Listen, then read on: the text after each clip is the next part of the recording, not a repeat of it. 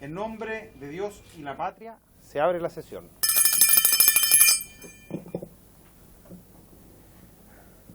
El señor secretario dará lectura a la cuenta.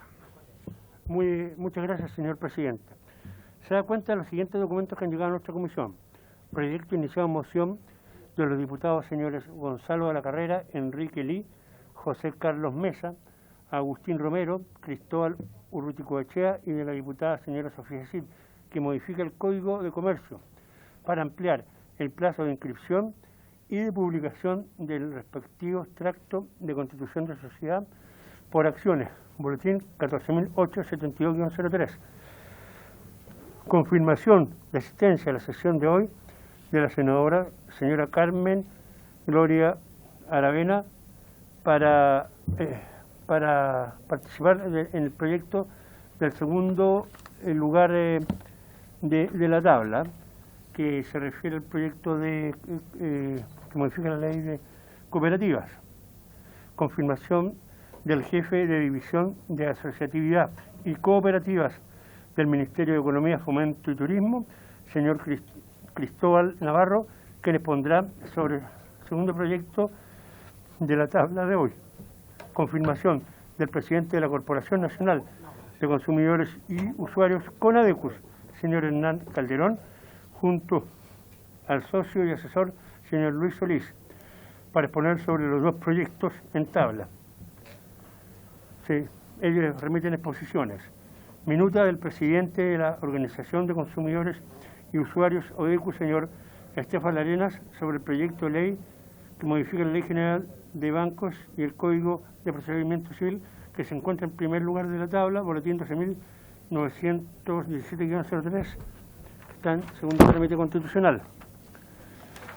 Correo electrónico del fiscal de la Asociación de Bancos e Instituciones Financieras de Chile, AG, ABIF, señor Juan Esteban Laval, por el cual comunica que la asociación no podrá asistir a la sesión de hoy por razones de agenda y solicita concurrir el próximo martes 12 de abril para exponer sobre el primer proyecto. Oficio del superintendente subrogante de servicios sanitarios, señor David Peralta, por el cual remite respuesta a nuestro oficio 691 de esta comisión, donde se envía informe mensual con cada una de las regiones del país la cantidad de solicitudes que se han presentado hasta la fecha en el marco de la ley 21.249, así como la cantidad de personas que no hayan pagado las cuentas de los servicios de agua y saneamiento.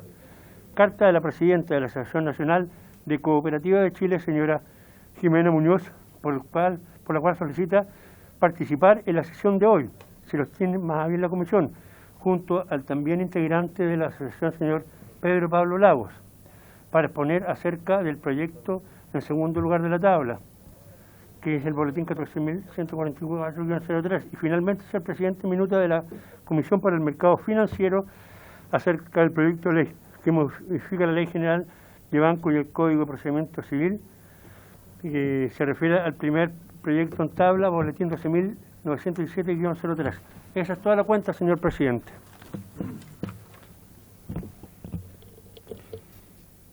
Ofrezco la palabra respecto de la cuenta.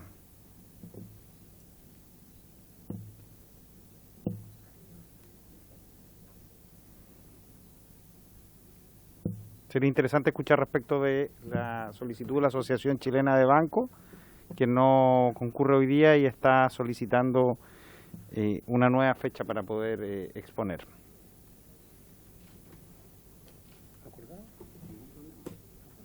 ¿Tenemos acuerdo entonces? Sí, para la próxima sesión. Ok. Acordado.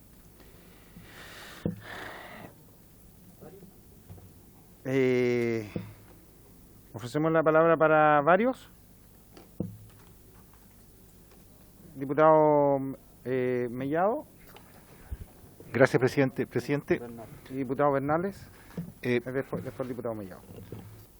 La verdad que hemos visto muy activo al ministro de Economía en la zona cero y en varias partes diciendo que se va a apoyar a las pymes. Yo quisiera oficiar al ministerio para que nos diga efectivamente cuáles van a ser los apoyos, de qué manera lo van a hacer, con qué prontitud, ¿verdad? Porque los titulares son re buenos, pero la gente tiene que todos los días abrir sus negocios, vivir, y creo que nos está llegando en estos momentos la ayuda a las pymes, sobre todo en las zonas cero del país, como el gobierno lo está mencionando. Entonces yo quisiera que oficiemos para saber con exactitud cuáles van a ser las ayudas a las pymes, a cuáles, listado con cuáles son las pymes que le van a ayudar y qué ayuda le va a llegar efectiva pronto. Eso, presidente, gracias.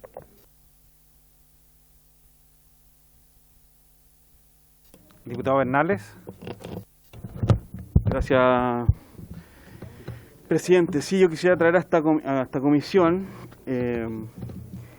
la siguiente problemática que me gustaría que tuviera alguna solución, dado que hoy día más se han anunciado nuevas medidas con el plan paso a paso, que está relacionado, voy a hablar del sur, de la región de los lagos, sobre los pasos fronterizos. Yo ya aquí en la sala de la Cámara de Diputadas y Diputadas ya hablamos de la situación que existen los pasos fronterizos en la zona de la provincia de Palena, específicamente en Futaleufú, donde no solo había un tema turismo, sino que un tema sobre todo humanitario, porque ahí hay muchas familias que viven y lo separa simplemente una frontera, pues hay familias que viven en un lado de Argentina, otro en el lado chileno, muchas veces habían personas enfermas y los familiares no podían ir a verlos de un lado a otro. Nosotros ahí, la comunidad efectivamente se manifestó, logramos generar ciertas ayudas, pero hoy día me gustaría traer, como digo, este espacio, el paso Cardenal Zamoré, que está, ¿cierto?, en el sector de Puyehue, Osorno, que es un paso bastante importante, que hoy día está habilitado para camiones, pero no así para el público en general. Yo creo que es importante que este paso ya empecemos a tener fechas de apertura de este paso fronterizo. Es importante. Acá, lo mismo que pasaba en Futaleufú, que es bastante paradójico, para ir a visitar a un pariente que estaba enfermo, lo que convenía era tomar un avión a Puerto Montt, de Puerto Montt tomar un avión a Santiago, de Santiago a Buenos Aires, de Buenos Aires viajar, en lugar de viajar 30 kilómetros de distancia que existía. Hoy día los vecinos pueden ir efectivamente a estos lugares con ese tipo de sistema y efectivamente uno pone en la balanza por qué se permiten ciertos estos vuelos repletos, aeropuertos muchas veces repletos, y el paso fronterizo que para nosotros nos queda muy cerca, no se puede utilizar. Entonces, presidente, me gustaría que esto pudiera oficiarse, ojalá al ministro de Economía, a la subsecretaria de Turismo y a los otros organismos pertinentes, aduanas, para que esto efectivamente tenga una pronta solución y se le indique a los vecinos qué es lo que va a ocurrir, porque esto cada vez va tomando más y más fuerza, sobre todo hoy día, presidente, insisto, con el cambio de medidas que estamos teniendo en el plan paso a paso. Muchas gracias. ¿Puedo ampliar? Que también puedan ser los otros pasos fronterizos, porque en mi región, de los 3 pasos, hay 2 cerrados y hay uno solamente para camiones. Y también sucede lo mismo con familias que viven en Argentina y que están en Curarrehue, etcétera. Pasa exactamente lo mismo. Entonces podemos ampliar a todos los pasos, ¿cierto?, que están cerrados. Perdón, entonces el tenor sería... Resumen del oficio. Ya, diputada Valls.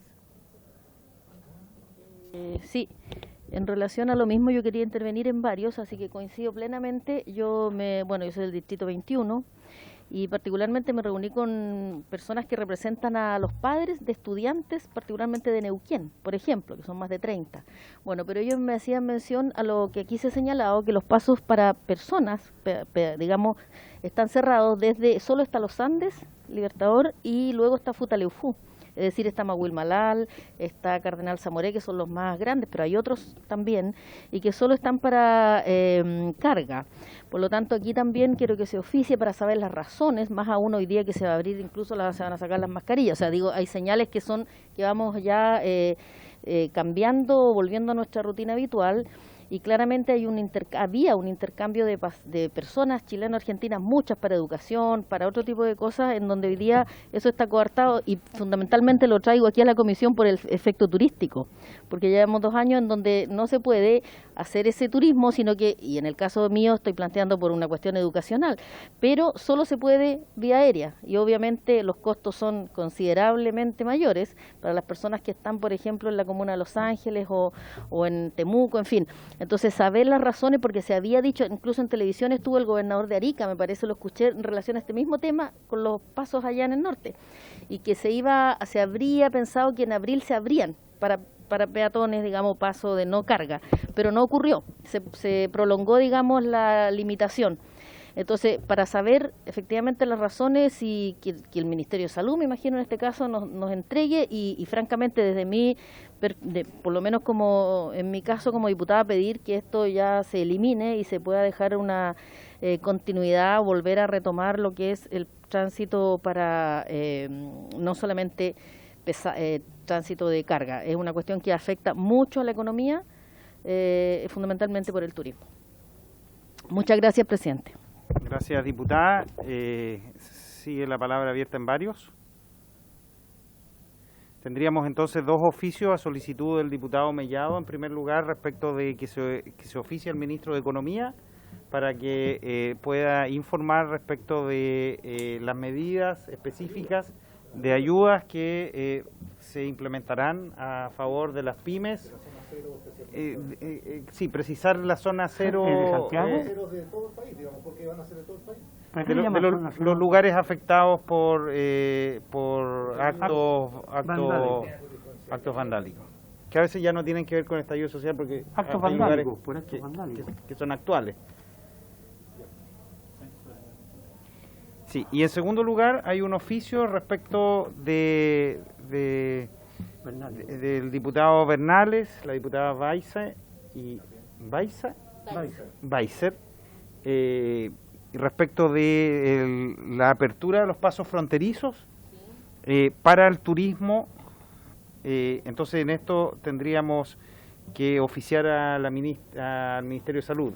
Claro, y aduana, no sé, el Ministerio ahí... Es que es una política sanitaria. Perdón, transporte de pasajeros. presidente, si me permite, Sí. la apertura desde el punto de vista de los nuevos cambios que está haciendo el gobierno o cómo va a implementar la apertura o cómo pretende implementar la apertura. Bueno, ¿cuándo tiene la fecha de apertura? Ya que están volviendo a clases presenciales, digamos, estamos Ya, perfecto. de volver a la Claro. La forma y los plazos de la apertura en la zona fronteriza. Así es, para el tránsito de personas. Y carga. No, carga ya está abierto. Ya, perfecto. No hay problema de carga. Ya, pues. En mi caso, por favor, si pudiese, o sea, en mi caso, pedir que se abran, que se agilicen las instancias para Que se agilicen, perfecto. Ok, diputado La Carrera. Hola, buenas tardes, muchas gracias, presidente. Yo quería hacer solo un comentario para que reflexionemos y sobre todo, el diputado Mellado va a pedir más antecedentes, que le encuentro razón al ministro. Me sorprendió como comentario que en una exposición de un ministro de Economía no hubiese habido ninguna sola cifra cuando vino a poner la vez pasada. Y una carencia de proyecto absoluto. Nunca me ha tocado ver que un profesional de esa envergadura pueda sentarse frente a una comisión de diputados sin haber hecho ni siquiera un análisis de la situación. No nos habló ni del Producto Interno Bruto, ni de las expectativas de crecimiento. No tenía nada en la cabeza. Y yo creo que como recomendación es que las próximas invitaciones no sean tan abiertas, sino que sean más cerradas a lo que realmente queremos que nos conteste, porque realmente la presentación que hizo acá a mí me dio vergüenza. Lo encontré de octavo básico un 4,5. Así que eso, muchas gracias. Gracias, diputado. Respecto solamente una precisión, respecto a la invitación del ministro, es la costumbre que cuando se inicia el periodo legislativo se les invite a los ministros para poder informar respecto a sus planes de gobierno. Existen herramientas fiscalizadoras para poder interpelar a los ministros en casos concretos y también se pueden realizar invitaciones para hablar de algún determinado proyecto específico. Y la materia de invitación al ministro fue que nos contara sus planes legislativos y entiendo que el ministro cumplió con eso y estamos a la espera de que pueda precisar respecto de los proyectos y los anuncios que realizó ese día en la comisión. Diputado Lee.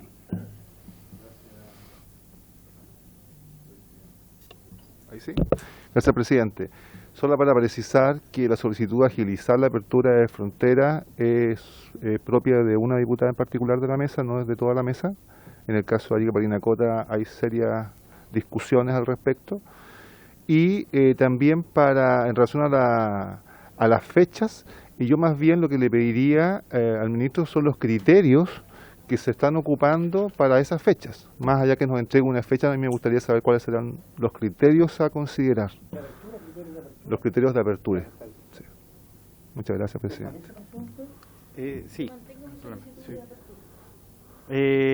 ¿Hay más temas en varios? Sí, presidente, no, solo Adelante, diputado. Sí, no, yo solo aclarar con el tema de las aperturas fronteras, yo por eso me concentré en la parte sur, porque entiendo lo que ocurre en el norte, que son realidades distintas, y ante esta solicitud veo que se han sumado otros colegas. Entonces, para hacer esa diferencia que hace el diputado Lee por su intermedio. Y por último, a terminar, el ministro efectivamente estuvo acá la semana pasada en una exposición, y hubiese sido bueno que las críticas que hoy día hacen una semana después se lo hubiesen dicho acá a la cara al mismo ministro, presidente. Muchas gracias. Diputado Boris sí. Barrera. Bueno, en relación a lo último que dijo el diputado Bernardi a través de su intermedio, hay un punto que yo concuerdo tal vez un poco con el diputado de la carrera a través de su intermedio, que hay que hacer las invitaciones acotadas si queremos información específica, porque en el periodo anterior hubo un ministro que se perdió como 2 años de acá, ¿no? Que ni siquiera lo teníamos, ¿se acuerda, no? Que tuvo un ministro que no tuvimos como 2 años que se perdió, ¿se acuerda, no? Ya. No, pero encuentro que el punto de que debiéramos hacer cuando pedimos que venga, no sé si se recuerda que cuando hicimos la solicitud, la hicimos acotada. Dijimos, pero al final cuando queda así como que venga a decir todo lo que quiera, claro, quedamos al debe con lo que nosotros queríamos como de manera específica. ¿Sí?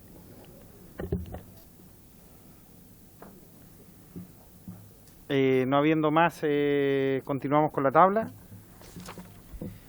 También saludar la presencia de la senadora Jimena Rincón, que nos acompaña. Ella es coautora de uno de los proyectos de ley que vamos a escuchar a algunos invitados que tenemos.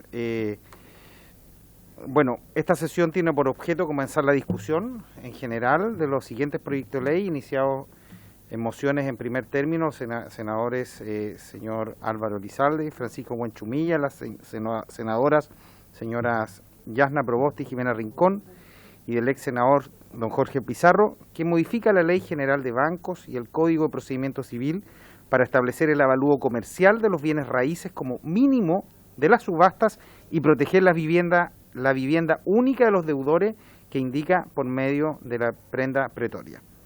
Boletín 12.917-03, en segundo trámite constitucional y primero reglamentario. Para recibir la opinión respecto a esta iniciativa legal, se encuentran invitados los y las senadoras autores de la moción. Agradecemos la presencia nuevamente de la senadora Jimena Rincón, del presidente de la Corporación Nacional de Consumidores y Usuarios, CONADECUS, el señor Hernán Calderón, y el presidente de la Organización de Consumidores y Usuarios, ODECUS, señor Estefan Larenas. El presidente de la Asociación de Bancos e Instituciones Financieras, señor José Manuel Mena, a quien se le realizó la invitación, se excusó de poder asistir. Le ofrezco la palabra a la senadora, considerando su presencia, para que pueda exponernos respecto de la relevancia de este proyecto de ley. Gracias, presidente, honorables diputadas, diputados. La verdad es que es un privilegio poder estar acá en esta comisión, la Comisión de Economía. Este es un proyecto de mi autoría, al que invité a los colegas Elizalde, Buenchumilla, Pizarro y Proboste. La verdad es que nos demoramos 1 año, 2 meses en tramitar este proyecto en el Senado, después de múltiples revisiones, de escuchar a todas las organizaciones. También se escuchó, presidente, honorables diputadas, diputados, a la banca, también escuchamos a Conadecus en su oportunidad.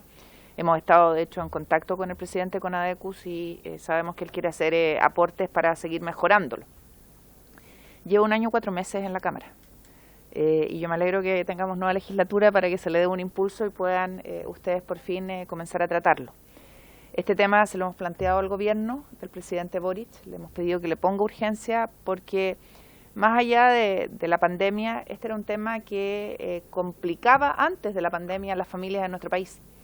Que las familias, las personas, frente a una deuda impaga por múltiples razones, no solo de créditos hipotecarios, sino que en casas comerciales, se vean expuestas a que pierdan su bien raíz, su casa, que pueda ser sacado a remate a un 25% del avalúo fiscal, la verdad es que nos parece al menos indignante.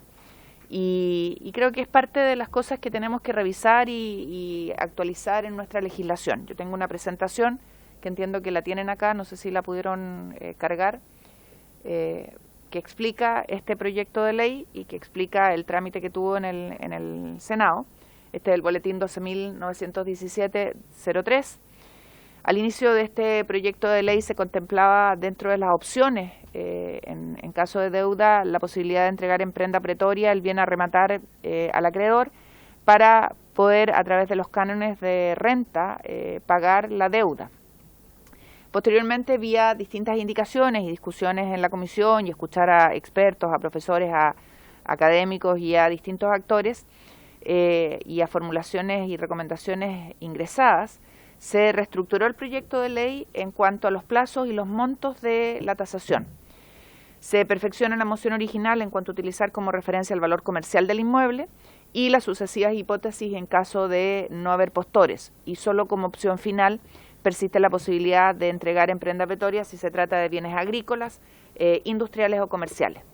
Cabe señalar que tanto este proyecto de ley como las modificaciones que tuvo van en el sentido al que la reforma procesal penal está transitando en materia de transparencia, de eficiencia y de publicidad de los procesos. ¿Cuáles son los antecedentes que se tuvieron en vista? La siguiente, por favor. Perdón, ¿podemos hacer preguntas? ¿Les parece que lo exponga? Porque es bien cortita, no es muy larga. Adelante. Gracias, presidente. Los antecedentes que se tuvieron a la vista en este proyecto, piensen que lo presentamos antes de la pandemia, fueron los bajos salarios. El 50% de los trabajadores chilenos ganan menos de 400.000 pesos y prácticamente 7 de cada 10 trabajadores menos de 550.000 pesos líquidos. El endeudamiento en 2019, insisto, este es el contexto en el que se presenta, marcó un máximo histórico equivalente al 73,3% del ingreso de las familias y existía un alto nivel de morosidad. En marzo del 2019 en Chile se registraron 4,6 millones de deudores morosos. Cuando uno además lo desagrega es bien brutal porque, ya usted, presidente, el diputado, y tiene datos más actualizados, pero insisto, este es el contexto. Cuando uno lo desagregaba además, y esto debe estar repitiéndose hoy día, la cantidad de pensionados, adultos mayores endeudados es bien brutal. Pérdida de la casa propia. Más del 80% de las causas son de cobranzas por deudas impagas que impulsan la banca y el retail financiero. O sea, ese es el mundo del que estamos hablando. ¿Ya? Ese tipo de deudas es la que pone en jaque a la familia. Las cláusulas aceleratorias, el anatocismo y otras materias que están en una agenda antiabusos que impulsamos desde el Senado, y lamentablemente no encontramos mucho eco en el gobierno anterior y espero que encontremos eco en este gobierno, también estaban dentro de este contexto. Y otro hecho que se ha agudizado aún más es el explosivo del valor de las viviendas. Chile está entre los 25 países con mayor alza de viviendas, no solo casas, también departamentos, han aumentado un 75% en 20 años, lo que hace obviamente que tengamos en especial cuidado, cuidar el patrimonio de la familia. ¿Y qué mayor patrimonio en las familias que la casa propia? Proteger a hombres, mujeres y niños que componen nuestra clase media que se encuentra altamente endeudada y en particular defender las condiciones justas de los juicios ejecutivos, ya sean generales o hipotecarios, ante la posibilidad de perder la vivienda, nos parece que es algo que debiera unirnos a todos. Esa es la idea matriz del proyecto. La siguiente. Ahí tenemos distintas opiniones de expertos, profesores de universidades que nos acompañaron en la discusión de la Comisión de Economía. profesor de Derecho Procesal de la Universidad Católica de Valparaíso, Raúl Núñez, que señaló extender los plazos de oposición a las ejecuciones parece acertado, como también lo es no ampliarlos en términos similares a los del juicio declarativo, justamente por la diversa naturaleza de ambos.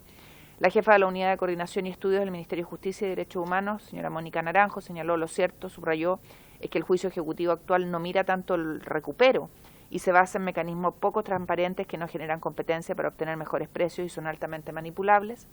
El profesor de Derecho Procesal de la Universidad de Chile, profesor Cristian Maturana, dijo que la implementación de la subasta electrónica significaría un considerable ahorro de hora tribunal por la alta carga de trabajo que demanda la realización de los remates a lo largo de todos los juzgados de letras del país.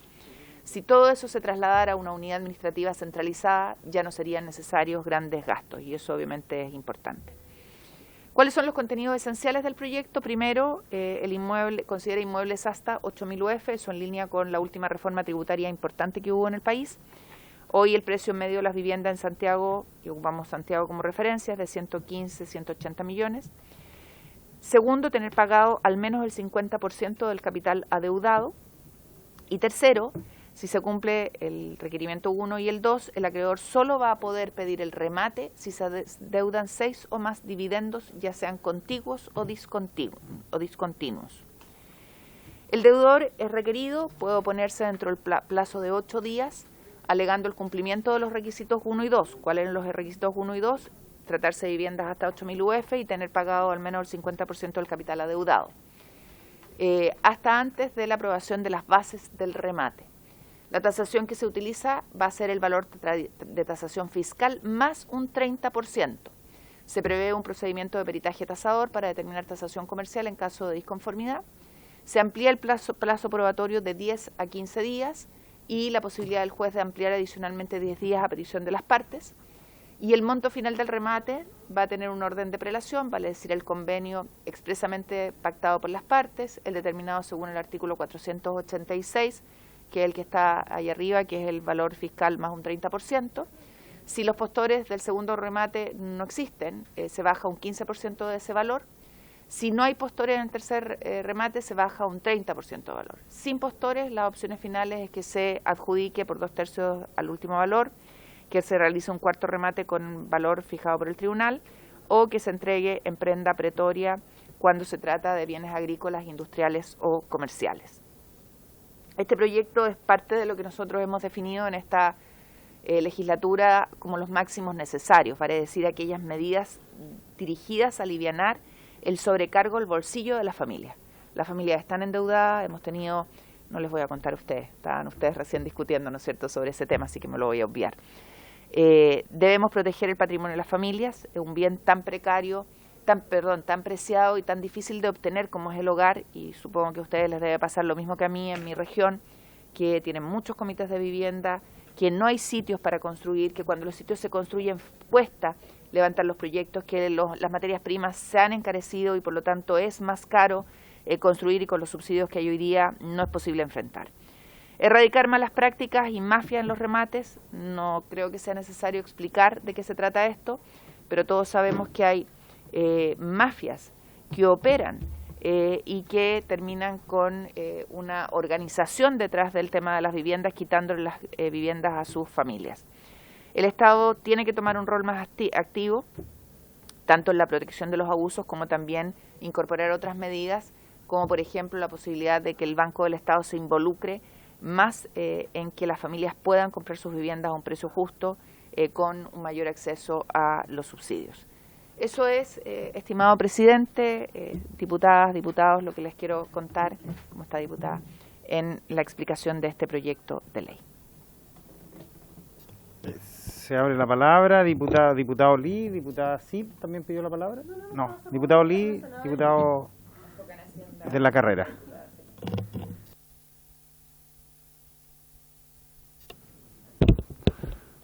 Bueno, señor presidente, por su intermedio saludar a distinguida visita. Y sin duda, o sea, si este proyecto ya era necesario antes de la crisis sanitaria, imagínense lo importante que resulta ahora, así que felicitaciones, senadora. Yo, presidente, lo que me gustaría es poder escuchar a los expertos, no quede claro si esos expertos, me refiero a Raúl Núñez, al profesor Cristian Maturana, están citados también a esta comisión, y si no lo están, me gustaría que los invitásemos. Sobre todo al profesor Maturana, que habló de la subasta electrónica. Entiendo que eso fue tratado en el Senado, pero de manera muy superficial, y me gustaría ahondar en ese tema que resulta relevante, salvo que la senadora también nos quisiera ahondar al respecto. Solo, presidente, decir que hay un proyecto que es del Ejecutivo, es iniciativa exclusiva del Ejecutivo para ver ese tema, y obviamente si ese proyecto caminara sería muy pertinente para porque lo haría mucho más fácil, pero obviamente está, digamos, en cuerda separada y tiene que ver con iniciativa exclusiva del Ejecutivo.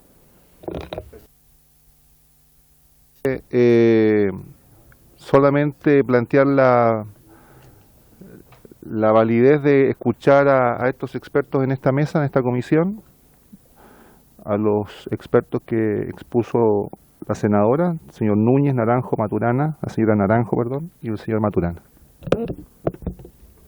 Sí, creo que me parece pertinente. Ahora, entiendo que estas intervenciones deben estar en los informes que se encuentran en el Senado, entonces también es posible el poder acceder a las opiniones de ellos respecto al proyecto de ley en lo que ellos expusieron en el Senado.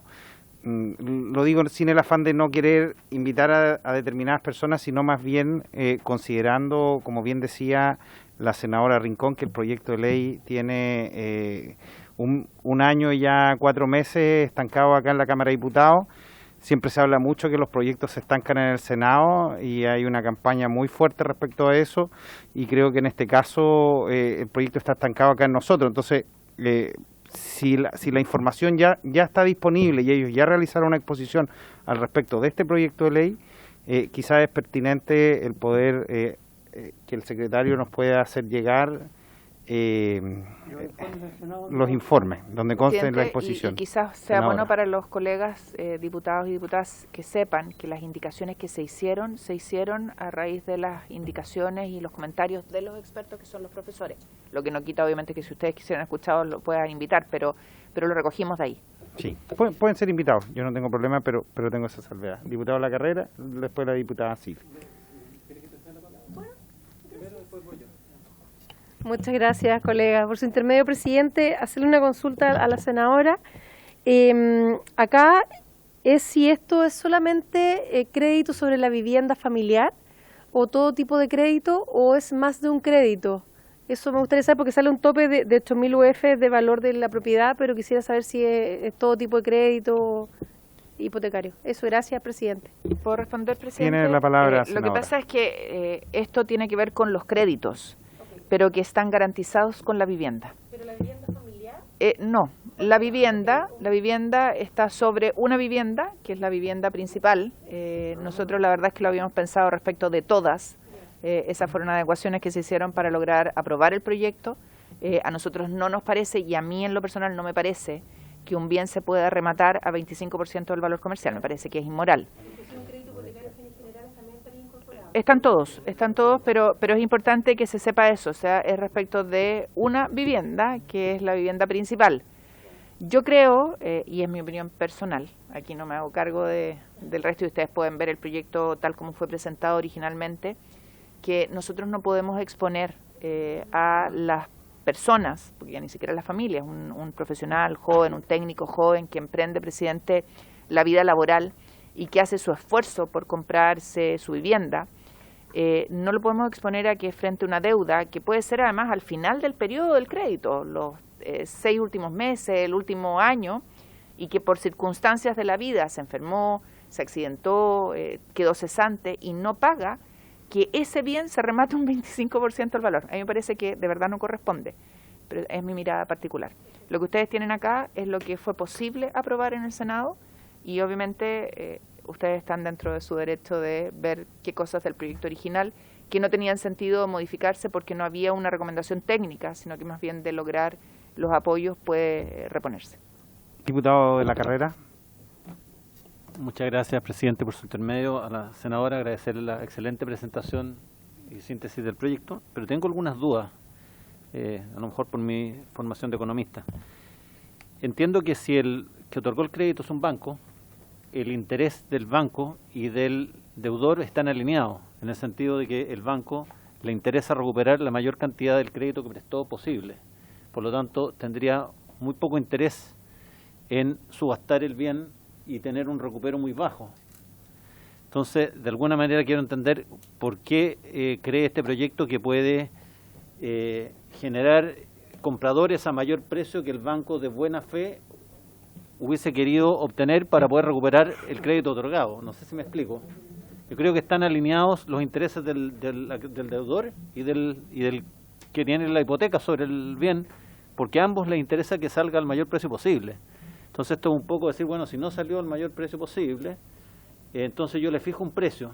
No entiendo cómo es que van a haber postores a ese mayor precio, y a la larga habían 4 escalones, por su intermedio, presidente senadora, en que se va modificando y al final terminamos con un engorro de 4 remates sucesivos de mucho tiempo, toda vez que no hay postores. Entonces no entiendo la lógica cuando los intereses están alineados. Sí, yo entiendo, solo para clarificar, que la senadora puede también clarificarnos, pero entiendo que los bancos muchas veces rematan por la deuda. Yo tengo una casa, por ejemplo, de 100 millones y le debo 20 millones al banco, y el banco no me remata por la casa por 100 millones, sino que la postura parte en los 20 millones que yo le debo al banco. Entonces, ahí puede pasar que sea el primer martillazo y la casa se adjudica en ese valor, que es un valor mínimo. Así entiendo yo el espíritu. Presidente, sigo sin entender una cosa. El banco tiene accionistas, y el banco tiene fiscalización, y el banco reporta a la superintendencia, y el banco, en el fondo, a menos que haya algún funcionario del banco coludido que quiera pegar el primer martillazo a la primera oferta del que hace cualquier persona, pero me parece raro, porque me parece que eso debe estar suficientemente regulado, porque a los accionistas del banco les interesa recuperar de los créditos incobrables la mayor cantidad de plata posible. Entonces no veo cómo un banco va a preferir vender más barato algo que puede vender más caro. A menos que haya colusión, que hayan mafias empresariales, mafias de ejecutivos, no sé. Es que al banco no le interesa hacer un negocio al respecto, al banco le interesa recuperar su dinero. Pero la mayor cantidad de dinero posible. Si tú eres banco y eres accionista de un banco, y yo te pido un crédito por 100 y no te pago, y me sacas la casa remate, y tú prestaste 100, tú vas a tratar de recuperar 100, no vas a tratar de recuperar 15. Sí, se entiende. ¿Se entiende? Se entiende su punto, pero creo que hay un error de percepción, diputado. ¿Por qué sería eso? Porque es lo que yo explicaba, quizás la senadora puede explicarlo. Si yo tengo una casa que tiene un avalúo de 100 millones, yo al banco le debo 10 millones de pesos. No pagué esos 10 millones de pesos. El banco ordena el remate de mi propiedad, y el banco no va a ordenar el remate por los 100 millones que yo le debo, que vale la casa, sino que va a ordenar el remate solo por el dinero que yo le debo al banco. Esa va a ser su postura inicial, porque al banco no le interesa que yo reciba el resto, porque en estricto rigor, si de los 10 se remata en 30 millones, el banco saca sus 10 y los otros 20 debería depositarlos al dueño de la propiedad. Pero el banco, como no le interesa hacer ese ejercicio, lo hace por el mínimo de la deuda. O sea, yo quiero recuperar mi dinero y el resto. Y por eso, cuando uno entra a las páginas de remate, como bien decía la senadora, uno ve posturas iniciales de remates que son irrisorias, propiedades que están en providencia y que se terminan rematando en 10, 15, 20 millones de pesos. Y la gente muchas veces llega y se venden a la primera postura. Entonces, eso es lo que entiendo que este proyecto de ley que nos ha presentado la senadora resguarda. Senadora. Gracias, presidente. Yo creo que es correcta la interpretación que usted da, con un agregado adicional, que es importante por su intermedio que el diputado de la carrera lo sepa. Hoy día hoy día se hacen remates sucesivos. Eso es así. Segundo, la fijación del valor de postura mínimo en los remates hoy es de 25% del avalúo fiscal.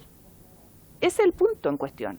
Entonces, una casa que comercialmente vale 400, voy a hacer una invención, que vale 400 y el avalúo fiscal es 60, el banco la puede, y le debe al banco ese deudor 10, el banco la puede sacar a el 25% de los 60.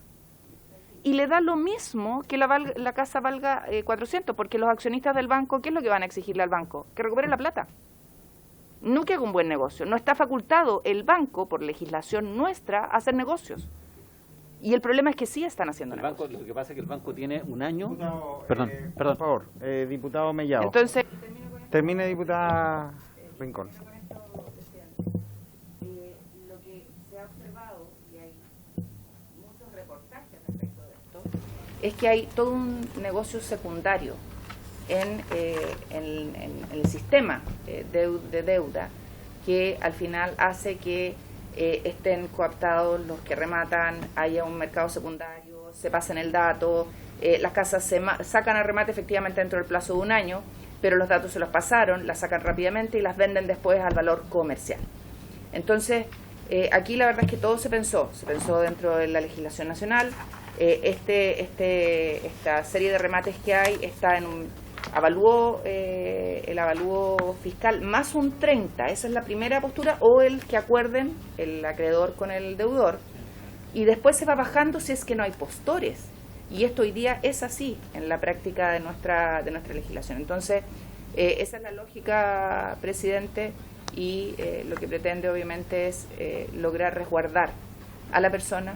Por eso se establecen aumento de plazo, por eso se dice que si tiene más del 50% no se puede llegar y sacar a remate, hay que hacer un procedimiento. Por eso se señala que los dividendos impagos tienen que ser más de 6. O sea, estamos tratando de proteger al que cumple. ¿Qué es lo que nos decía un experto en las exposiciones del Senado? Nos decía que... ¿qué es lo que nos decía un experto en las exposiciones del Senado? La jefa de la Unidad de Coordinación y Estudios del Ministerio de Justicia y Derechos Humanos.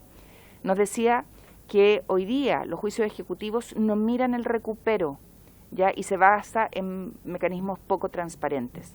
Eso lo dijo una autoridad del gobierno anterior, no yo. Y creo que nosotros tenemos que tratar de apuntalar a las familias que puedan conservar su bien y que si están en imposibilidad de conservarlo, se les saque el mayor valor y no solo lo que se debe. Diputado Mellado. La diputada sí también había pedido la palabra. No, ya la di. Diputado Mellado. Gracias, presidente. Sí, presidente, a mí me gustaría, si pudiéramos invitar en este proyecto a alguien de la banca que nos explicara, porque creo que hay un tiempo que la banca puede tener en su mano, digamos, los bienes, y después tiene que rematarlo al valor que sea, y la diferencia es pérdida, digamos. Entonces, que nos explique el proceso claro, digamos, porque también me encuentro muy bueno el proyecto que sea al valor comercial, porque, claro, la banca va a querer deshacerse luego del bien, y la diferencia, aunque no tenga, ¿cierto?, la ganancia para recuperar toda la plata, la diferencia la tiene la pérdida y eso baja la base tributable, digamos, y igual gana, digamos, ¿ya? Pero el punto es que ¿cuánto es el plazo? Tú dices un año, puede ser un año que tiene que rematarlo, digamos. Pero aquí hay un tema de que si efectivamente es la persona, como dice la senadora, estaba sin pega, tuvo un problema y no pudo pagar, es de largo plazo. Si la persona va partiendo, puede recuperarse. Si va terminando, tampoco sería algo ilógico que se lo remataran por una deuda tan baja, digamos. Pero yo creo que es importante ver cuáles son las maneras que el banco tiene comercialmente para no rematar. No sé si me expreso bien, digamos, pero necesitamos saber todo el tema completo, porque creo que aquí hay es una buena incursión, digamos, en esto, fijarle un techo, pero la banca igual podría generar ese monto. Claro, igual un piso, digamos, tienes razón, un piso, y igual a lo mejor puede hacer la pérdida, digamos. Eso es mi pregunta, presidente. Sí, respecto de la invitación, diputado Mellado, la Asociación de Bancos fue invitada para esta sesión y no asistió. Entonces, no obstante, se excusaron. Creo que cuando... ¿Cómo? Podríamos hacerle la pregunta formal, digamos, porque queremos nosotros... sí, lo dejamos invitados nuevamente para la próxima semana y esperamos... perfecto. Que esta vez puedan asistir, porque entendemos que el proyecto puede ser de interés de ellos, pero a mí me hubiese gustado que la banca pudiese haberse dado el tiempo de haber estado para una discusión tan importante como esta. Yo no sé, puede tener cosas importantes, pero también podría haber expuesto a otra persona, si la asociación es una institución grande. Entonces, pero indudablemente no están. Tenemos, yo pienso, siempre hay premura por poder sacar este tipo de proyectos, porque pensemos que la demora, hay gente en este momento que está sufriendo estos problemas, hay gente que está siendo rematada y como bien decía la senadora, hay gente que siente que de verdad es una injusticia. Se da una situación mucho en Chile que cuando suceden estas situaciones rápido la gente corre a buscar un familiar, buscar un amigo, alguien que pueda comprar la propiedad porque le parece irrisorio que una propiedad que han invertido el dinero toda su vida salga rematada muchas veces a estos precios huevos. Diputado Lee y después diputado La Carrera. Hay más invitados, sí que vamos a pedir acotar. Sobre el punto, presidente, exactamente me parece a mí impresentable que la banca no se haya hecho presente hoy día, más bien parece estos temas de una dilatoria, pero entiendo que envió una carta de disculpa y solicitó presentarse la próxima semana, por lo tanto, junto con aceptar esa presentación de la próxima semana, yo creo que sería importante que esta comisión, haciendo valer nuestra obligación de velar por los intereses de las personas, también le haga manifiesto nuestra molestia por esa ausencia. Si bien es cierto, le vamos a aceptar que la próxima semana expongan. Porque me parece que este tema, digamos, es muy importante y tal como usted planteó, la banca tiene muchos expertos que pudieran perfectamente haberse personado hoy día. Sí, diputado La Carrera. Gracias, presidente. Por su intermedio a la senadora quiero preguntarle que me pareció muy interesante el tema de, cuando te menciona que falta competencia y incorporar los medios digitales. ¿No sería bueno que los bancos que rematan estos bienes los publiquen en un portal público competitivo que no solo manipule o sea dueño de la información el banco que está liquidando, sino que sea todo el sistema financiero, de manera de que los bienes que salen al remate puedan tener el acceso a la mayor cantidad de posibles clientes? Como indicación. Presidente.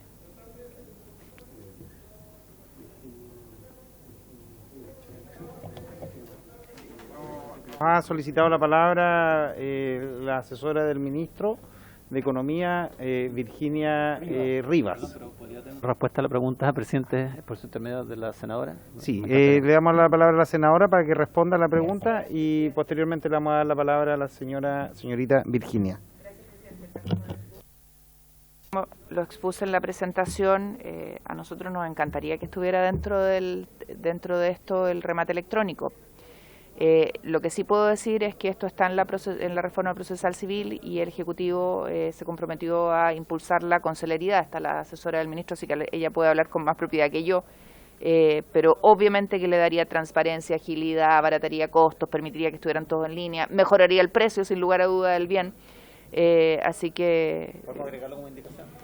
no es lamentablemente, por su intermedio, presidente, no está dentro de las facultades de los parlamentarios, porque incide dentro de las facultades exclusivas del Ejecutivo, pero sí se puede conversar con el Ejecutivo para que sea una indicación. Ahora, si está en el proyecto de reforma procesal civil, la verdad es que va a conversar perfecto con esto y no habría problema. Tiene la palabra la asesora del ministro, Virginia Rivas. No se escucha. Aclarar un par de puntos de naturaleza jurídica. No se escucha, doña Virginia, no se escucha todavía. Tenemos problemas técnicos. Ahí sí. Sí. Pareciera que es su computador. Ahí no me escuchan. No se escucha nada. Yo se escucho bien, yo escucho. Acá se escucha. Sí. Acá se escucha, es allá. ¿Me escuchan ahí?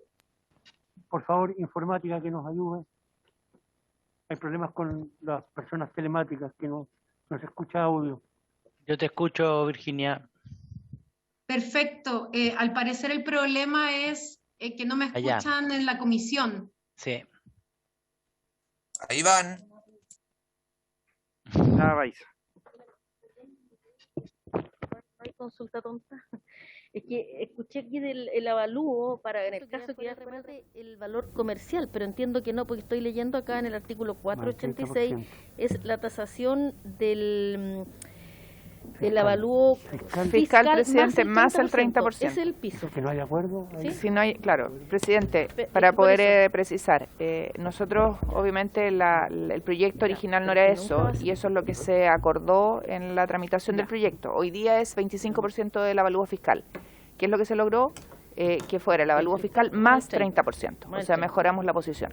Y eso obviamente es importante para las familias y creo que la CONADECUF va a poder aportar muchos más antecedentes que nosotros respecto de lo que hoy día significa la situación de los créditos, que además debo decir, presidente, que están securitizados. O sea, el banco la verdad es que pocas veces pierde. Creo que es muy importante que venga la asociación de bancos acá. Presidente, sería mucho que yo pudiera volver al Senado porque estamos votando. Adelante, senadora, Sí. le agradecemos Y feliz de su venir de presencia nuevo. y esperamos tenerla acá. Puro proyecto de la Cámara de Diputados. Gracias, Muchas presidente. Y lo que gracias, necesite, senadora. aquí estamos. Gracias, senador. Ahora sí. Doña Virginia tiene la palabra, asesora del ministro de Economía. Ahí todo lo escuchamos claro, doña Virginia. Perfecto, muchas gracias. Por su intermedio, señor presidente, me presento, soy Virginia Rivas, soy la coordinadora legislativa del Ministerio de Economía y quería hacer un par de precisiones de naturaleza jurídica en mi calidad de abogada que quizás pueden ayudar a la discusión. En primer lugar, la diputada Cid, me parece que fue, preguntaba acerca de cuáles eran los créditos que quedaban asegurados con los bienes inmuebles que se podían rematar. La respuesta es que el patrimonio de una persona, sea con los bienes que sea que se componga, el patrimonio de una persona en su totalidad asegura cualquiera de las deudas que contraiga. Entonces, si es que usted asume una deuda con una tarjeta de crédito bancaria o no bancaria o cualquier naturaleza de deuda, si usted es dueño de un inmueble, de una casa, entonces esa casa asegura también esa deuda. No solamente aseguran los inmuebles las deudas hipotecarias, sino que todo el patrimonio está a disposición de cualquier deuda. Entonces, de ahí que el proyecto sea relevante, puesto que una deuda de cualquier naturaleza, no solamente hipotecaria, sino que de cualquier naturaleza, podría llevar a que se rematara la casa de una persona. Otro punto también de naturaleza jurídica que creo que podría aclarar un poco el debate, que me permito señalar en mi calidad de abogada, es que aquí es un punto que le puede hacer sentido al diputado de la carrera. Hoy en día la ley, el Código de Procedimiento Civil, que es una norma muy antigua, establece que el avalúo para el remate es el avalúo fiscal. Esa es la ley que existe desde hace muchísimos años y por lo tanto ese avalúo fiscal claramente es mucho más bajo que el valor comercial de los bienes. Ese avalúo rige salvo que el ejecutado, perdón, para hablar con términos más claros, salvo que el deudor se oponga, que pida una tasación independiente. Y como muchas veces las personas no tienen conocimiento de estos derechos, entonces simplemente sale a remate en el valor del avalúo fiscal. Y luego, como no se alcanza, como no se asigna en el remate, en el valor del avalúo fiscal, entonces en un nuevo remate se fija incluso un precio más bajo. Eso es por una norma que hay vigente hace, me atrevería a decir, 100 años en Chile. Gracias, doña Virginia. Doña Ana María había pedido la palabra No, el diputado La Carrera tiene la palabra. Solo precisar con los tiempos que tenemos más invitados para este proyecto y tenemos otro proyecto. Muchas gracias por su intermedio, presidente, a Virginia. La senadora Rincón hablaba del 25% del avalúo fiscal y tú hablas que por ley hace 100 años ese es el avalúo fiscal, no el 25%. ¿Hubo una imprecisión ahí? Perdón. Lo que ocurre es que normalmente al segundo remate, entonces se termina rematando o a la vez que se remate, se termina rematando en un precio tan bajo como el 25% del avalúo fiscal.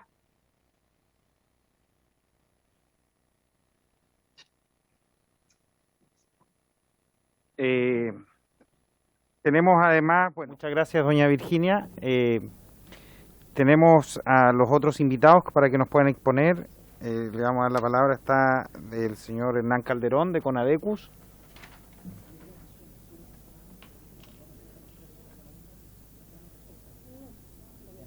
No se le escucha a don Hernán. Ahí perfectamente. Lo escuchamos atentamente. El PPT, ¿lo subo yo o lo suben ustedes mismos?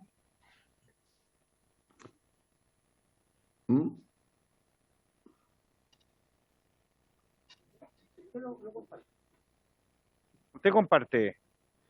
Ya. Yo comparto. Espérame un poquito.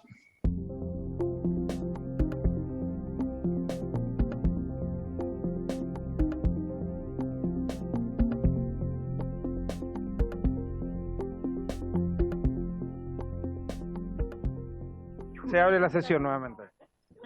Gracias, señor presidente. Muy brevemente, presidente. Ya. Muchas gracias, presidente. Silencio, por favor.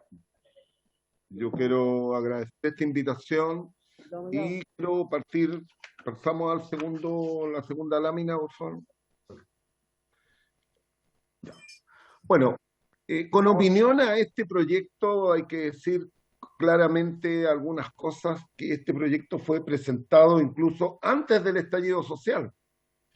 Por lo tanto, han pasado mucho tiempo, muchos años, donde hemos tenido también una pandemia larguísima, donde los problemas de las personas que tienen deudas hipotecarias o sus viviendas están como garantía por crédito, están en una situación absolutamente distinta a lo que es cuando se presentó el proyecto. Sin embargo, nosotros apoyamos el proyecto porque clarifica algunos temas que son relevantes y que han venido ocurriendo por décadas. Quiero yo decirles de que yo personalmente fui dirigente de los deudores habitacionales de la crisis de los años 80. Que posteriormente fue un desastre para todos los deudores con el alza del dólar y todo lo que sucedió posteriormente con miles de viviendas rematadas a precios pero irrisorios, y donde, para que ustedes conozcan, existe una mafia, como decía la senadora, y estoy completamente con lo que dice la senadora, pero creo que en ese tiempo ya esas mafias existían, la gente las llamaba los buitres, así era el nombre que se les denominaba a esas mafias, que incluso podríamos decirlo, obtenían información desde el interior propio de los bancos, que sabían cuándo las viviendas se iban a rematar. Eso lo sufrió la familia chilena en los años 80 y esperamos que ahora se corrija. Creo que el proyecto de ley corrige un sinnúmero de problemas. No puede ser de que los remates estén por la deuda que tienen con la entidad financiera, porque claramente el patrimonio de la familia muchas veces han pagado el 90 o el 95% de la deuda, y igual se les saca remate, lo cual es de una injusticia tremenda. Esa casa ya fue pagada 2 o 3 veces ya, y por lo tanto no debiera haber ese procedimiento. Por eso yo coloco aquí que la situación de los deudores habitacionales es especial, principalmente de los sectores vulnerables. quienes se han visto enfrentados a la crisis provocada por la pandemia, el aumento de la cesantía, la disminución de los ingresos, el aumento de precios de los servicios básicos y de primera necesidad. Una inflación que afecta directamente al bolsillo de las personas para responder a sus deudas hipotecarias por el aumento de la UEF. Hoy día ya fue realidad. La UEF superó los 30.000 pesos. Bueno, nosotros dentro de ese contexto creemos de que el embargo y el remate debe ser una situación excepcional y especial. No puede ser lo cotidiano. Y en consecuencia, para nosotros, hemos estado diciendo, lo vamos a decir en esta comisión, porque creemos de que esto, si no sale de aquí, de esta ley, puede ser otra. Consideramos necesario incorporar dentro del proyecto que en casos que el deudor justificadamente demuestre una disminución de ingresos o casos de fuerza mayor, pueda acogerse a un procedimiento de renegociación forzosa para adecuar sus dividendos o sus cuotas a sus condiciones económicas actuales. Aquí en este tiempo ha habido una situación de disminución de ingresos. Hay una inflación galopante, ojalá que se pueda detener esta inflación, pero claramente aquí la situación de la familia, con el aumento de los productos básicos, de los servicios básicos, ha ido disminuyendo los ingresos, muchos ingresos que hoy día han tenido que tener que readecuarse para poder subsistir. No olvidemos que tuvimos más de 2 millones de cesantes. Y eso, la realidad le ha cambiado a la gente. Por eso, según lo propuesto en el punto anterior, debiera considerarse a las personas que tienen una vivienda, no al que tiene 3 o 4, una vivienda, que además haya sido adquirida con subsidio habitacional o un avalúo menor de 4.000 UF. Nosotros consideramos de que las viviendas sociales no son de un avalúo de 8.000 UF. Creo que aquí tenemos que hacer una distinción clarísima. Las viviendas sociales tienen avalúos que incluso están exentas de pago de contribuciones. Son menores a los 88 millones más o menos que tiene la ley que los considera exentos. Por lo tanto, decimos, bajémoslo a la mitad, pero que tenga un trato diferente. Asimismo, creemos que incorporar un procedimiento preventivo para que las personas puedan solicitar una renegociación preventiva que, aunque no tengan morosidad, pero han tenido disminución de sus ingresos, están cesantes o fuerza mayor, pero han estado cumpliendo con sus compromisos, puedan renegociar para readecuar esa cuota o dividendo a las condiciones económicas que tienen actualmente. Creo que esto es lo que podría ayudar. No podemos, también que regulemos el tema de los embargos y remates y todos los procedimientos que existen, pero no podemos consagrar. Si una persona tiene menos ingreso, aunque le demos 6 meses, igual va a terminar rematado. Y lo que queremos es proteger la familia, ¿no? Creemos de que eso es lo que tenemos que proteger, es a la familia. La familia perdiendo, si pierde el único patrimonio que a lo mejor tiene en su vida de obtener, lo más probable es que estemos desintegrando una familia. Y por lo tanto, me parece básico de que tenemos que buscar una solución para que esa persona tenga la segunda oportunidad, pueda readecuar eso. Las personas que se acojan a este procedimiento de renegociación que proponemos nosotros, que sean trabajadores dependientes laboralmente, podrán optar también a que el monto del pago de sus dividendos pueda hacerse por el descuento por planilla. Eso le da certeza y seguridad a la propia banca para poder saber de que renegoció, pero que esa persona le va a descontar por planilla y no va a quedar en morosidad nuevamente mientras tenga un trabajo, sea dependiente laboralmente. Me parece también que estos son temas que hay que tratarlos. En caso de deudas judicializadas, debiera establecerse un mecanismo de renegociación a solicitud del demandado en casos especiales para personas con vivienda única, como lo estábamos señalando, fuerza mayor o personas que hayan cumplido más del 60% de la deuda, suspendiendo la tramitación judicial temporalmente. Quiero decirle, señor presidente, y por su intermedio a todos los diputados, estos procedimientos que estamos diciendo hoy día se encuentran establecidos en muchos países del mundo, en Italia, en España, en Argentina y otros más. Ya existen procedimientos de este tipo. Creo que estamos un poco atrasados en actualizar nuestra legislación, no solamente de protección al consumidor, señor presidente, sino que también de la ley de insolvencia. Tenemos una ley de insolvencia donde muchos de estos deudores podrían acogerse, pero la ley de insolvencia es pro acreedor y no pro deudor. Y tenemos que avanzar para poder mejorar esa legislación, porque ese es un mecanismo para que las personas puedan llegar a un tipo de renegociación, pero justa. Creo que en este momento hay un proyecto que está en trámite de modificación, pero que le faltan algunas medidas concretas, como lo hemos solicitado. Pero también tenemos otro problema, la rigidez que tenemos con la amortización.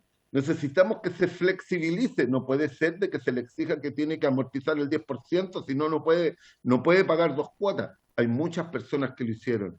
Y quiero también señalar, nosotros apoyamos este proyecto, pero creo que necesitamos aterrizarlo al Chile de hoy día.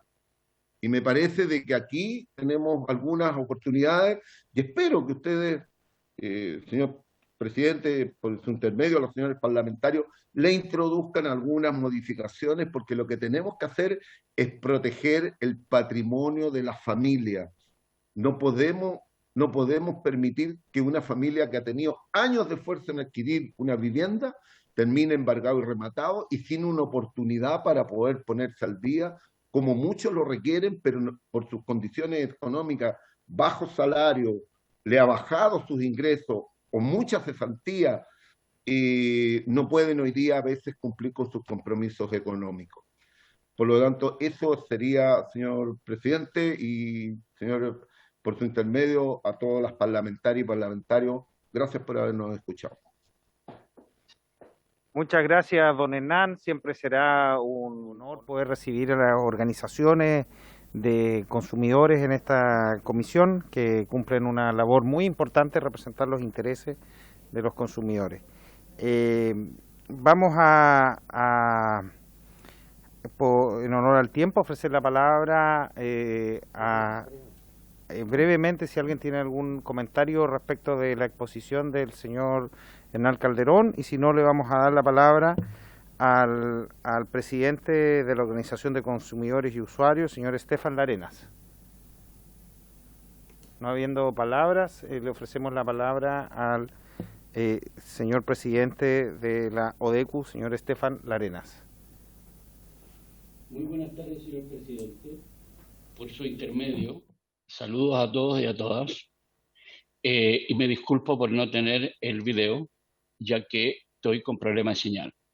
Mi exposición será bastante breve y la minuta ya ha sido entregada el día de ayer.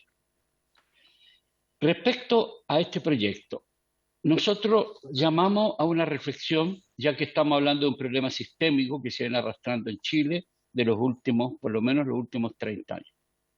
Los consumidores que enfrentan el remate de sus bienes en general, se trata de consumidores sobreendeudados, es decir, con un nivel de deudas que no pueden enfrentar con sus ingresos periódicos. Esto puede deberse al haber asumido un alto nivel de deuda o sobreendeudamiento activo, que abre una línea de trabajo legislativo sobre crédito responsable, o bien puede deberse a contingencias de la vida, como cesantía, enfermedad de un miembro de la familia o sobreendeudamiento pasivo. Aquí resalto que hay un tema pendiente, que es el crédito responsable, que se ha ido avanzando, pero todavía estamos bastante lejos de generar este tipo de actividad de protección al consumidor. En ambos casos, ya sea por un sobreendeudamiento o por problemas relacionados con la contingencia, los consumidores se encuentran en una situación de hipervulnerabilidad, es decir, se encuentran en un espacio de mayor desventaja por el hecho de estar sobreendeudados y las causas que lo causaron, lo que requiere, por supuesto, regulaciones complementarias. Sobre la hipervulnerabilidad, el CERNAC se encuentra realizando un trabajo que valdría la pena tener en consideración, en la línea de la recomendación de la Conferencia de las Naciones Unidas, como por ejemplo la dictación de una circular interpretativa en la materia sobre qué entendemos por consumidor hipervulnerable. En Chile, nuestra ley del consumidor no establece reglas especiales para los consumidores hipervulnerables, como sucede, por ejemplo, en España, y esto afecta, por supuesto, a los consumidores de los adultos mayores, con los problemas que han tenido con las cajas de compensación, donde no existe un criterio para tratar este tipo de problemas. Si bien este marco conceptual no altera el contenido del boletín que estamos conversando, sí abre un espacio para un trabajo complementario. En materia de crédito responsable, el proyecto recientemente aprobado Pro Consumidor abrió una línea regulatoria que puede ser complementada, por ejemplo, con obligación de asesoramiento y acompañamiento del proveedor. El programa de gobierno del actual presidente propone una agenda legislativa en materia de protección al consumidor financiero, que esto podría ser incluido. Estas discusiones son complementarias a las que están llevando a cabo en materia de información consolidada de los consumidores y actualización de la protección de los datos personales de los consumidores. Es decir, este proyecto apunta a algo positivo para nosotros, pero hay que apuntar también a un problema sistémico que está relacionado con el crédito responsable, con lo relacionado con el sobreendeudamiento y la hipervulnerabilidad. Eso sería, señor presidente. Muchas gracias.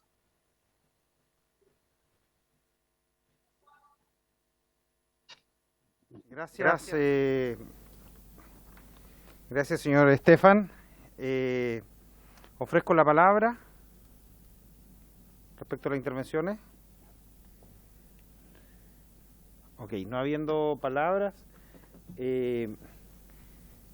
nosotros, ¿cuánto nos queda? Podemos continuar.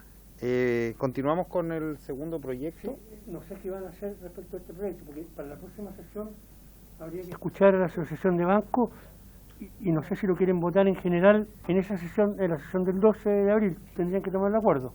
Sí, yo creo que ya estaríamos en condiciones, escuchando a la Asociación de Bancos, votar en general el proyecto para poder avanzar a la discusión en particular. Sí, diputado Lee. Aclarar que escuchó mucho la negociación forzosa, la renegociación forzosa. Eso no forma parte del proyecto, ¿no? Porque apareció eso en la exposición del... No, fue un comentario. Solamente un comentario. Ellos les agregan cosas que desearían. Sí. ¿Toma el acuerdo, presidente? Sí, tomamos el acuerdo entonces de la próxima sesión, una vez que recibamos a la Asociación de Bancos, votar en general el proyecto. Presidente, para explicarle En general, sí. Presidente, para explicarle a los diputados, una vez que se aprueba en general, se entra derechamente a la discusión y votación particular, por lo que no procede seguir recibiendo instituciones. Sí. Salvo algún experto en algún punto específico eventualmente, pero la discusión general efectivamente es para ver la idea matriz del proyecto. Eso para que haya claridad, para que haya más invitados. Y estamos mandando los informes del Senado que cuando se dio el primer trámite constitucional, donde salen las opiniones de los expertos. Sí. Diputado. Tomando en cuenta que hemos considerado acá, hemos escuchado las dos partes. Hemos escuchado ahora a los usuarios, a los deudores, pero la próxima semana vamos a escuchar a los acreedores. Vamos a escuchar a los acreedores. Hemos escuchado también a la autora del proyecto, A mí, yo insisto, no a modo de condición, pero me parece que sería muy razonable invitar a los expertos, si es posible, tenerlos ahí la próxima semana sería ideal. Me refiero a los profesores que participaron en la Comisión de Economía, sobre todo el profesor Maturana. No tengo ningún inconveniente de que podamos invitarlos, considerando que la próxima semana ya deberíamos votar en general y es la última oportunidad de escucharlos. Personalmente no tengo problema viendo acuerdo acá. Ya está adoptado el acuerdo de que escuchar la ABIF, la Asociación de Bancos, y los expertos se votaría en general. El acuerdo está. Ahora hay que agregar a los expertos. ¿Hay acuerdo en que agreguemos a Cristian Maturana y al colega Núñez para que vengan a exponer? Sí. Bueno. En la medida que ellos puedan. Ya. Continuando con la tabla, los senadores, señores Francisco Chaguán, vamos a conocer la moción de los senadores, señor Francisco Chaguán, José Miguel Durana, Álvaro Elizalde, la senadora señora Carmen Gloria Aravena y del ex senador señor Jorge Pizarro, que modifica la Ley General de Cooperativas, boletín 14-144-03, en segundo trámite constitucional y primero reglamentario.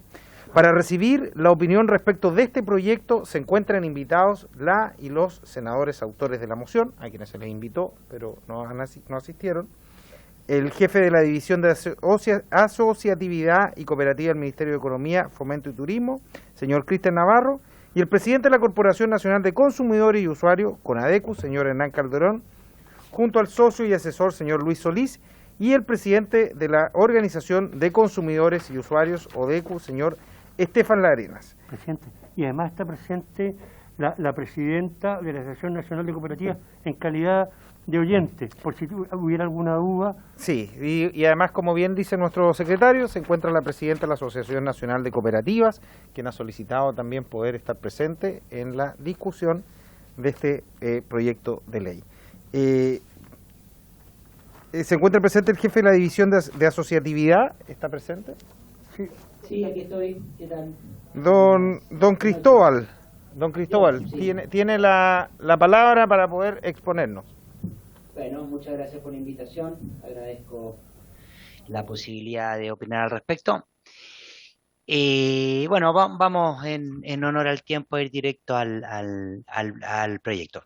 Lo primero es que interpretamos que es un proyecto de ley que básicamente intenta corregir inconsistencias formales, digamos, de la ley. No hace mucho, no remite a nada muy de fondo, pero sí corrige correctamente efectos que tiene sobre la interpretación del espíritu de la ley por un error que básicamente se produce al agregar una letra en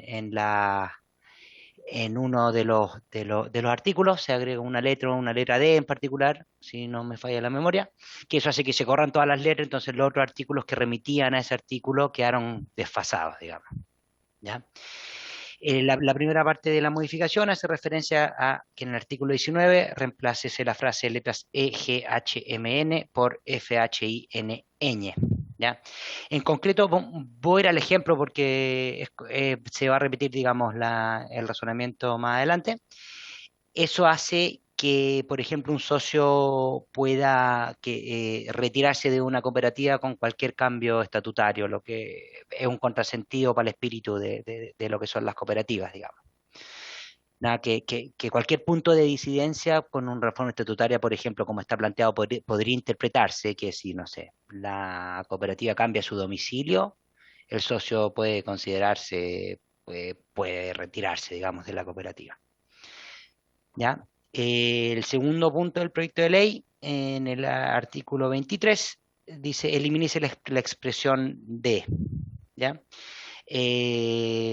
Por lo mismo, ese corrimiento de las letras hace que se exija un quórum de 2/3 partes de los socios para elegir o revocar al gerente administrador o al inspector de cuentas, cuando para elegir al órgano superior de gobierno, al Consejo de Administración de la Junta de Vigilancia, se revocan y se eligen con minoría simple. Por lo tanto, en concreto, un organismo de menor jerarquía pide un quórum mayor que uno de mayor jerarquía. ¿Ya? Entonces, obviamente, eso es un error involuntario porque se corrieron los numerales, digamos.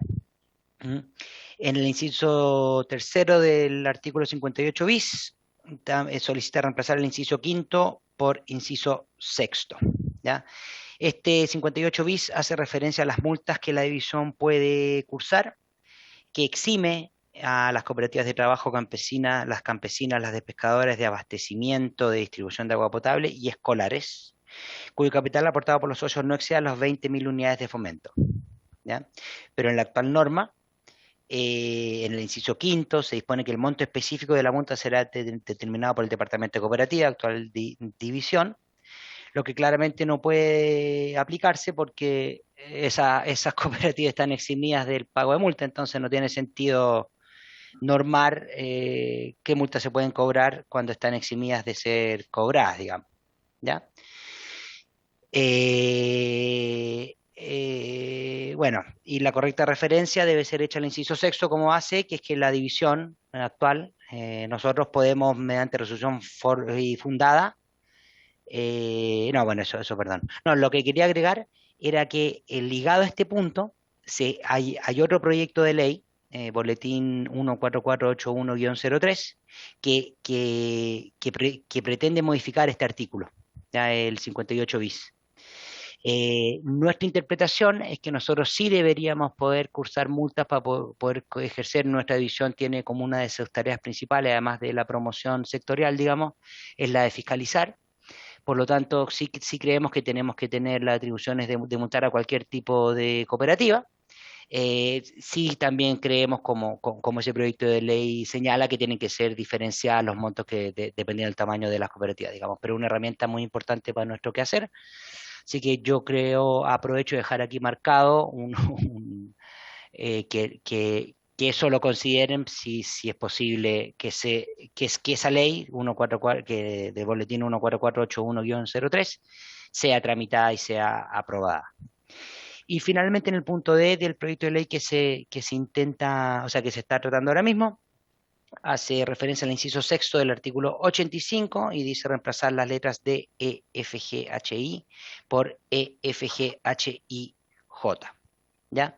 Nuevamente la inclusión de la letra D en el artículo 23 genera estos problemas y genera un sinsentido, digamos, que es que se trata en ese punto de las cooperativas abiertas de vivienda, la opción de acuerdos relativa a la letra D del artículo 23, que dice que debe efectuarse en Junta General de Socios, y eso no tiene ni mucho sentido, ya que la letra D nunca le puede ser aplicable a una cooperativa abierta de vivienda, porque las cooperativas abiertas de vivienda tienen que tener a lo menos 200 socios, ¿ya? Entonces genera un sinsentido porque en la letra D del artículo 23 se refiere a la situación de cooperativas que tengan 20 socios o menos. Por lo tanto, claro, las cooperativas de vivienda tienen que tener más de 200 socios. ¿Qué sentido tiene una norma que prohíbe cuando ya están afuera porque habla de las cooperativas que tengan 20 socios o menos? No sé si puede ser claro, me lo estuve estudiando en detalle con mis asesores legales y capaz, pero esa es la idea general. Entonces, nuestro tratamiento es, o sea, opinamos que debe ser aprobado este proyecto de ley tal cual está presentado.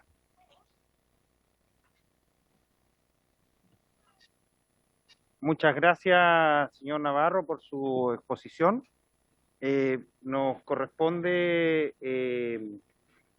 darle la palabra al señor don Luis Solís, de la CONADECUS. Adelante, don Luis, tiene la palabra. O don Hernán Calderón, en su defecto.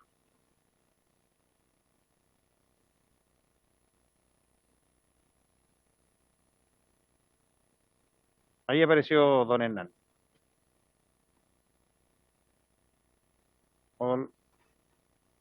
Está muteado don Hernán, no se escucha. Señor presidente. Ahí don Luis también se escucha, los dos. Buenas tardes, señor presidente. Buenas tardes, señoras diputadas y señores diputados. Nosotros también enviamos una presentación breve al respecto. No sé si la pueden instalar, por favor.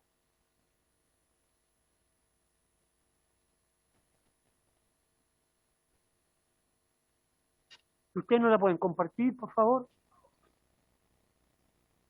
tuvimos una dificultad técnica recién para hacerlo, entonces sería más fácil para nosotros que la pudieran levantar desde allá. La enviamos en el transcurso de la mañana para que justamente la pudieran levantar.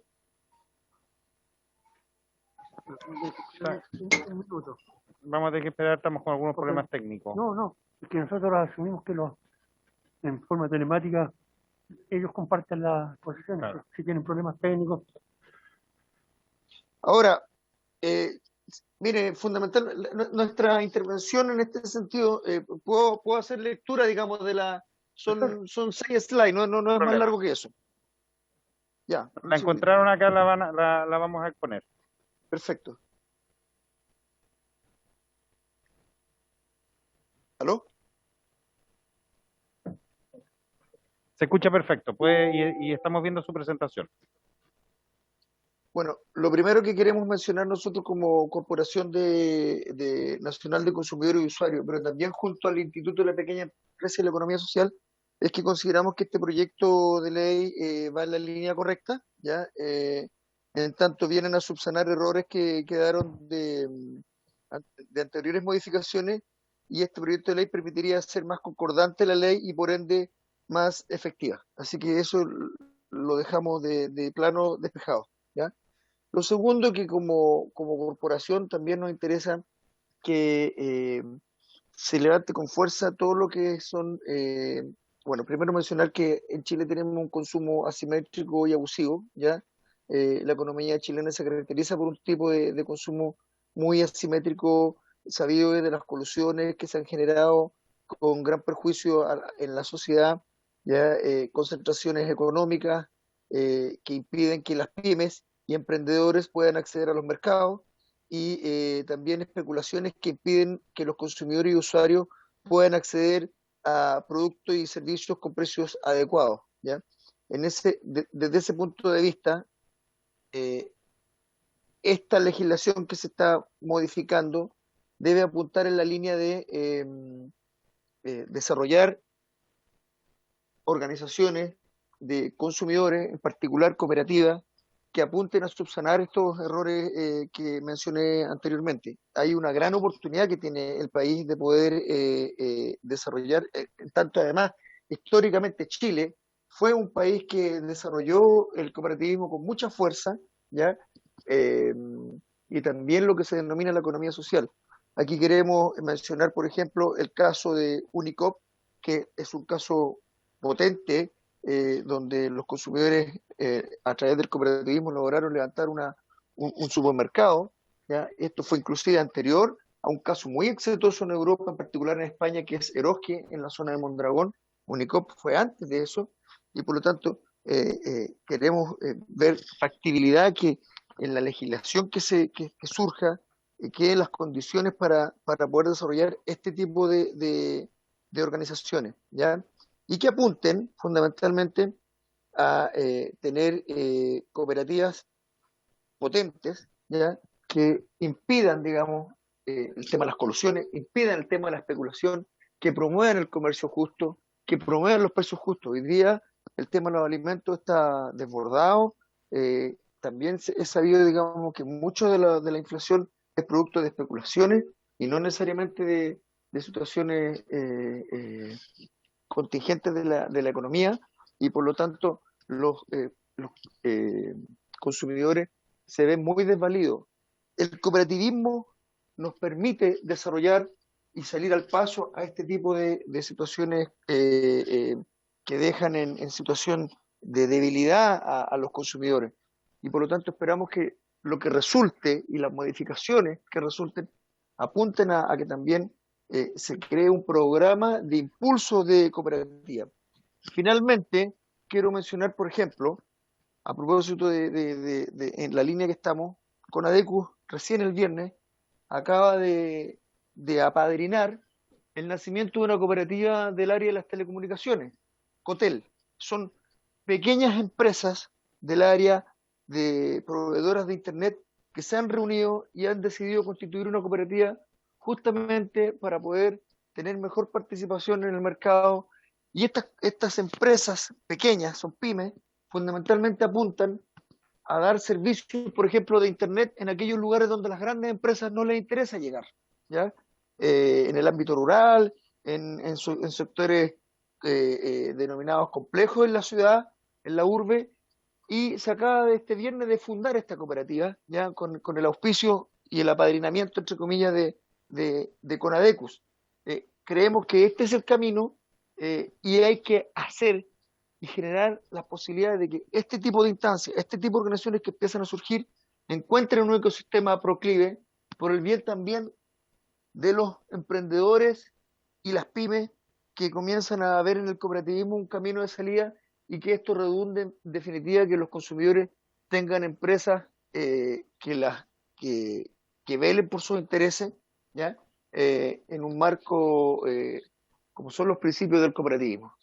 Muchas gracias, señor presidente. Muchas gracias, don Luis, por su exposición. ¿Tenemos algún otro invitado? Me parece que no. Odecu, disculpe, señor Estefan.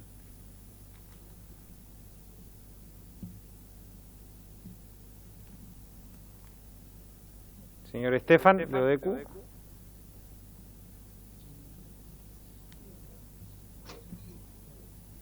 No está.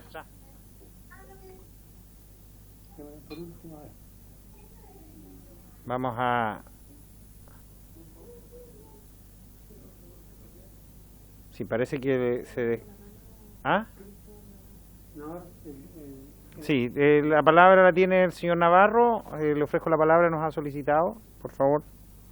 Muchas gracias, agradezco mucho la palabra y me causó una muy grata sorpresa la exposición de Luis Solís de Conadecus, agradezco, porque bueno, yo quiero plantear explícitamente básicamente que desde esta división, desde este ministerio, tenemos el mandato explícito de cumplir el compromiso programático del presidente Boric, ratificado en reiteradas oportunidades por parte del ministro y la subsecretaria actual de Economía, en que tenemos la disponibilidad completa para justamente avanzar en las líneas que marcó don Luis Solís. Estamos totalmente de acuerdo con lo que dijo y agregaré una cosita más que nos redobla la apuesta en términos legislativos, pero también como sector cooperativo y como sociedad y como Estado que la fomenta y la apoya, que es que con el cambio de la Constitución, el artículo 46 que ya fue aprobado, que dice explícitamente que el Estado reconoce la palabra exacta que dice, pero que reconoce el bien social y económico que trae para la sociedad, lo que explícitamente contraviene la discriminación atroz que tienen las cooperativas y el sector en la Constitución actualmente vigente, que las deja fuera de los sectores económicos más importantes, entre otras cosas, digamos. Tenemos una tarea muy importante desde el Estado, que es una batalla cotidiana que estamos dando acá desde la división de posiciones en la temática hacia dentro del Estado. Tenemos que ser conscientes y un llamado para mis colegas de que también dentro del Estado cuesta que nos identifiquen y nos miren. Hay un montón de cambios distintos, un abanico muy importante que no viene al caso de detallar, pero un abanico muy importante de organismos públicos que sin quererlo, yo creo, por desconocimiento muchas veces o porque no es tema, generan perjuicios para el crecimiento directo de cada cooperativa en particular y de un sector que es básicamente lo que la idea fuerza que planteó don Luis Solís, que es lo que tenemos que generar. Así que celebro, acompaño. Me interesó mucho en particular la experiencia que comentó de una cooperativa de telecomunicaciones, un sector que yo particularmente conozco por azar de la vida, digamos, de las historias personales. Así que nada, con completa disposición para que vayamos trabajando esto. Y también en esta división, sabrán los de la Asociación de Consumidores, nosotros también nos toca fiscalizarla, regularla y fomentarla, digamos. Así que me parece excelente que abramos una línea de trabajo al respecto y que los señores diputados recojan este guante tan importante que planteó don Luis Solís y este universo que nos abre el cambio constitucional, porque un país con un sector cooperativo más fuerte, autocontenido, creciente, es un país menos despiadado, más solidario, más cooperativo, es una sociedad mejor para todos. Eso es una convicción profunda que tenemos y que vamos a sostener hasta el último día que estemos acá. Así que muchas gracias. Muchas gracias, señor Navarro. No sé si el señor Estefan se habrá incorporado. De no ser así, parece que está fuera. Bueno, quiero solicitar también a esta honorable comisión, ustedes señores diputados, que podamos poner también en tabla la votación de este proyecto en general en la próxima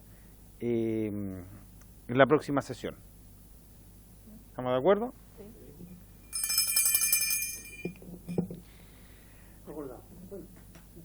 Habiéndose cumplido con el objeto de la sesión, esta se levanta.